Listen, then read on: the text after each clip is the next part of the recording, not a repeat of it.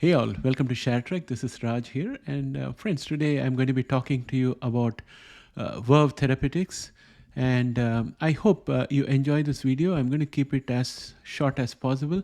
One of our subscribers requested me my thoughts on Verve Therapeutics.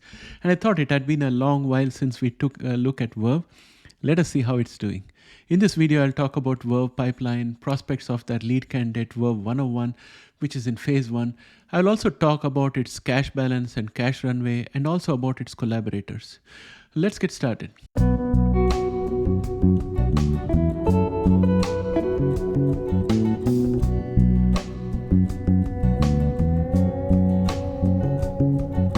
First off, I think things are moving slowly with Verve. I mean, most genomic companies or gene therapy companies move slowly, as that is the nature of research and clinical trials. However, with Verve Therapeutics, for some reason, I do not find great excitement. It is unfair to make such a statement, but honestly, that's how I feel. Things are not moving fast enough. Let's have a look at their pipeline right now. Here we are in the pipeline page for Verve Therapeutics, and you can see that they have a bunch of candidates out here. What strikes to me is not the number of therapies in the pipeline, because there are other companies which have got much more, and my benchmark usually is CRISPR Therapeutics. But the fact that Eli Lilly is very closely associated with Verve, and also they have a collaboration with Vertex. And I think overall, Verve 101 is their lead candidate, which is in a very advanced stage of clinical trials. And it is for heterozygous familial hypercholesteremia, or HeFH. And subsequently, they plan to address ASCVD also with the same thing, same therapy. So that's the main story for Verve at this point of time. The others, two candidates are in enabling stage, and the others are all in very early research stage.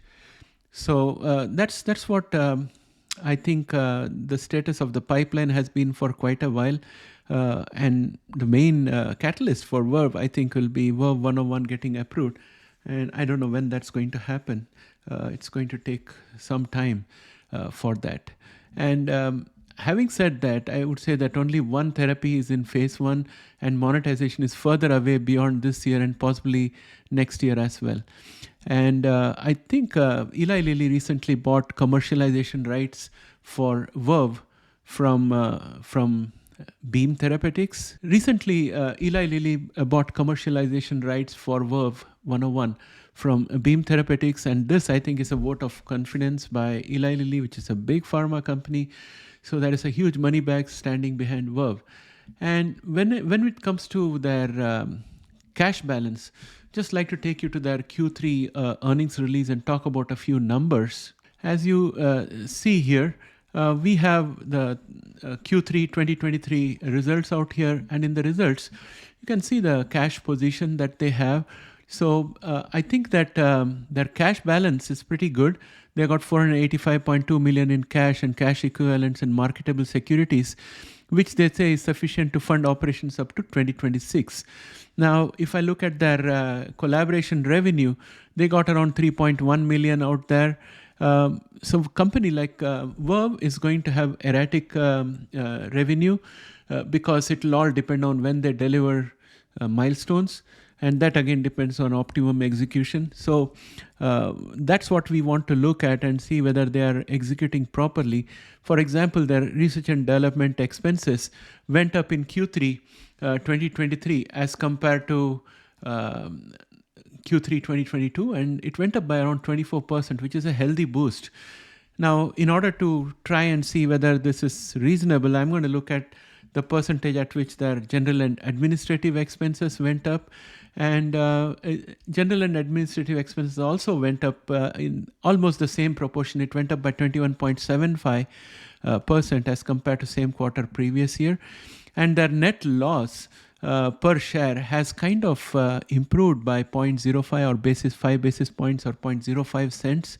So I think that they are having a good enough control over their expenses and the balance sheet. So I think it shows that there is good fiscal control and parameters are moving in the right direction. And as I mentioned earlier, revenue will be erratic and it will come from collaboration milestones being achieved. Optimal execution can see timely milestone payments arrive. And as a result of which, I think Verve is going to be more or less depending on milestone payments as catalysts for its share price until it gets monetization in place. So that said, I think Verve is like any other startup genomic company. It's going to be eating into its capital, and it's likely that it will take some time for it to become a stable company. At this point of time, I think unfortunately for Verve, we are looking at CRISPR Therapeutics as a benchmark. At least I am doing that, so that gives an unfair comparison for Verve. So here is what I think about Verve Therapeutics. Firstly, Verve 101 is in a lucrative field, and on approval, it will tap a very big market, and the market will further expand as they target ASCVD. And secondly, I think that this is a long-term prospect, and one needs to wait and watch to see any gains. So which means that you invest and forget about it for a long period of time, because it's going to go up and down based on various catalysts and the market sentiments until it actually monetizes and we are able to do a revenue and profit-based valuation.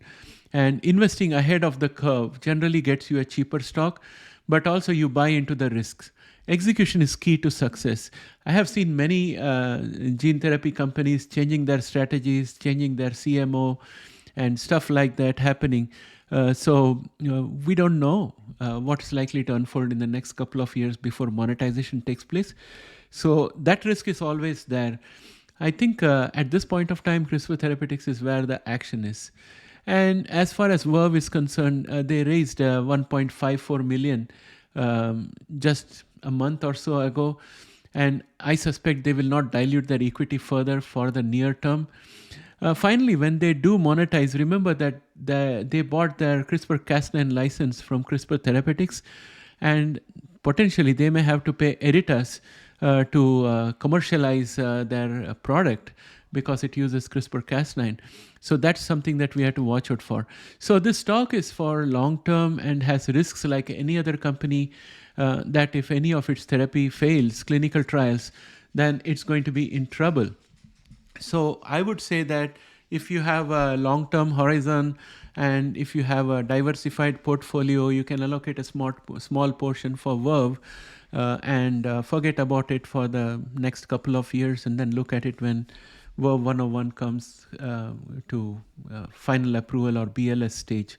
So that's how I would look at it. Again, friends, this is my personal opinion, not financial advice. Please let me know what you think and put your comments so that the whole community can benefit from it. Thanks and have a great day. Bye for now.